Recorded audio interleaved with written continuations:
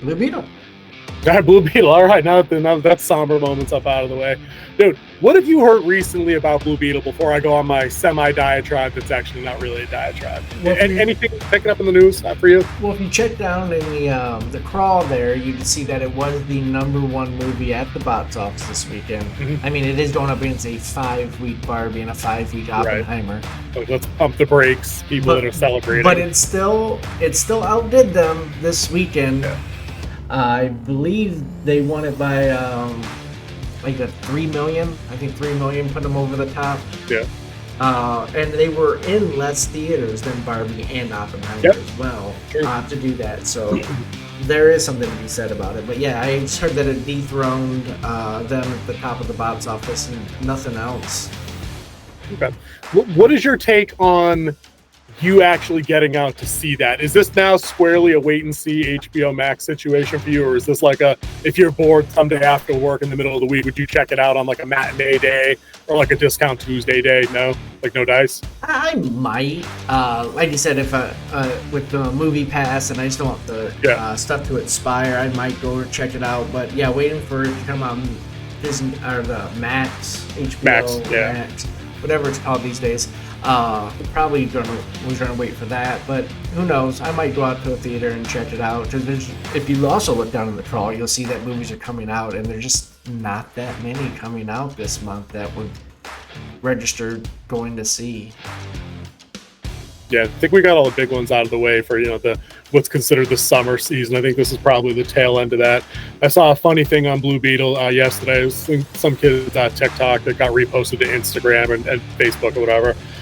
He did a side-by-side of like 3, 4, or 5 scenes from Blue Beetle up against Iron Man 1. And he was like, I've seen this movie and now I'm going to prove it. And it was legit like, superhero receives, this kind of suit. He goes through this particular piece of art. It's got this villain out for world domination.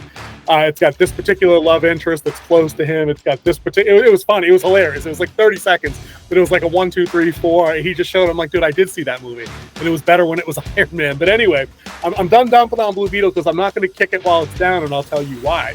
From everything I read about this online, it's having overwhelmingly positive fan reviews. There's just not enough people going to see it, and the box office take, I think, demonstrates that. It's barely hit, I think, 50 million total, and that includes global. Is that right? You have that number? I don't have the global numbers. Yeah. It was pretty anemic on its open, and I know it had a much lower budget than a lot of these flicks have been having lately. Sources online are talking about 104, 105 mil, and we know they underreport that. We know we got to throw marketing on top of that, which is usually equal to the budget. Right, and then we got to throw in that the studio doesn't get all the money that the box office earns.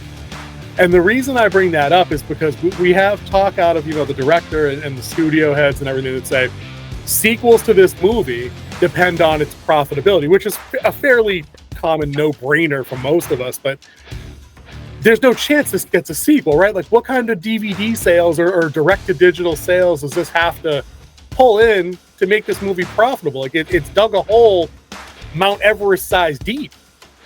Well, when you're Warner Brothers, you can throw, like, they got into the superhero game late, and now that they see Marvel is in a slump, they're trying to capitalize. And the thing they're not taking into account is why Marvel's in a slump, and it has to do with, I believe, heavy is like they're just tired of superhero movies right now. They want something you and new. You and I disagree on that week to week, where I think people are tired of just lame superhero movies. I say again, if they came out with a decent, and this will be our next topic when we get down there, not to bury the lead, if they came out with a decent Superman movie, it would make $1 billion. I firmly believe that.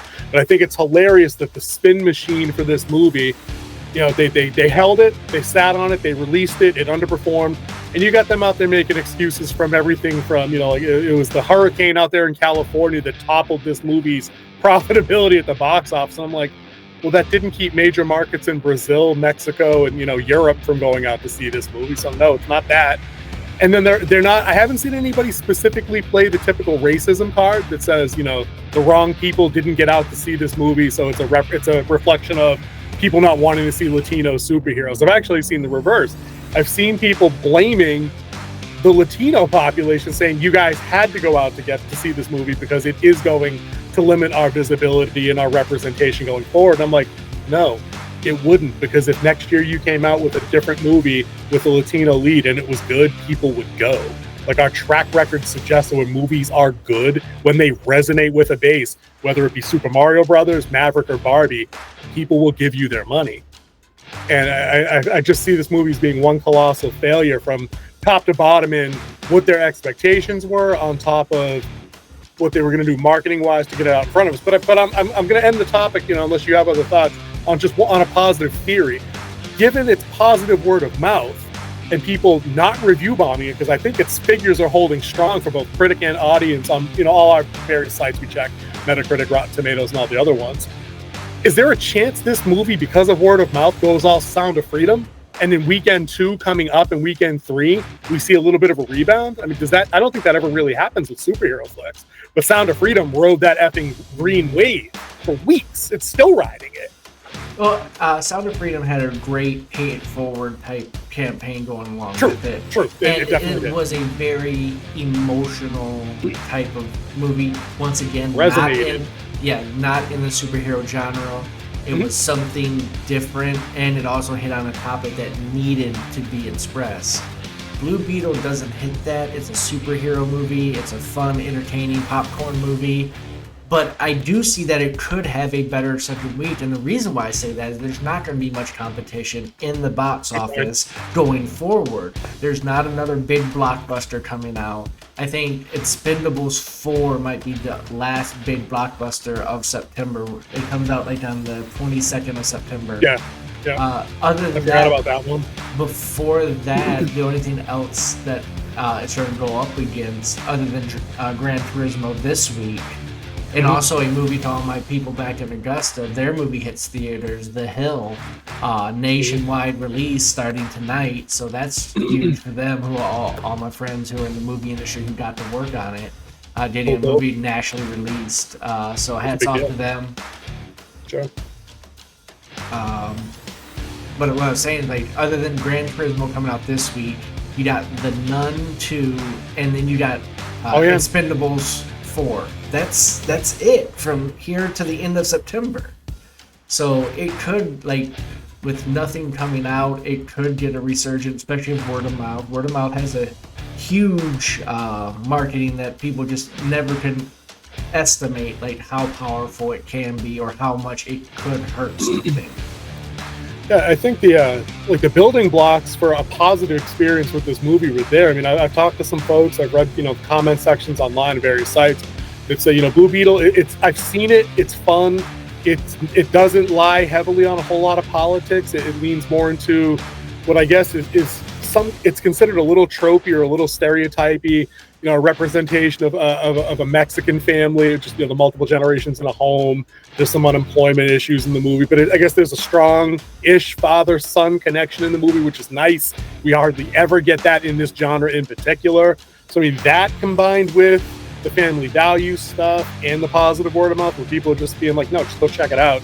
You won't be disappointed. I mean, maybe it might recover a little bit, but no one's beating down the doors at Warner Brothers to throw a sequel out to this.